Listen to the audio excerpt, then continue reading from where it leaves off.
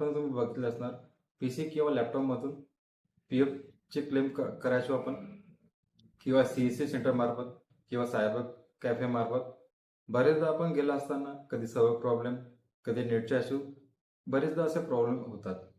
पण आज आपण बघणार आहोत PF विड्रॉल हे मोबाईलवरून कसे करायचे, ते पण स्टेप बाय स्टेप. तर संपूर्ण व्हिडिओ बघा, एक पण व्हिडिओ स्किप करू नका. क्रोम ब्राउझर उघडल्यानंतर सर्वप्रथम डेस्कटॉप साईट मोड ऑन करा. ऑन केल्यानंतर UN EPUB हा सर्च करून UN आणि ID पासवर्ड टाकून लॉग इन करा. साइन इन झाल्यानंतर OTP व्हेरीफाय करून होम पेजवर आहे. होम पेजवर तुम्हाला एक मेनू टॅब दिसेल, त्यावर क्लिक करा. त्यानंतर ऑनलाईन सर्व्हिसेसवर क्लिक करा. ऑनलाईन सर्व्हिसेस तुम्हाला दिसणार claim form 13, 19, 10C and 10D अशा प्रकारे तुम्हाला टॅब दिसणार. त्याच्यावर क्लिक करून पुढे या. त्यानंतर तुम्हाला तुमचा बँक अकाउंट नंबर टाकायला लागेल. तर बँक अकाउंट नंबर भरा, मी जसं भरत आहे तसेच भरा.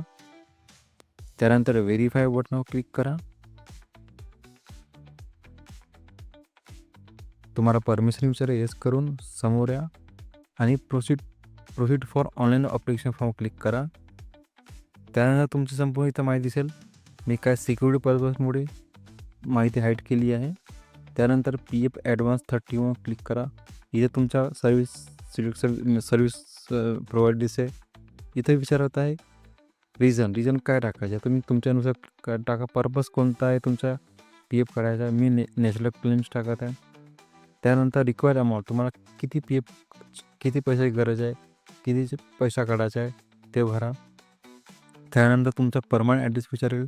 जर तुम्ही गावातल्या व्यक्ती असाल किंवा शहरात असाल तर ॲटपोस्ट जे पण काही आहे मी भरत आहे.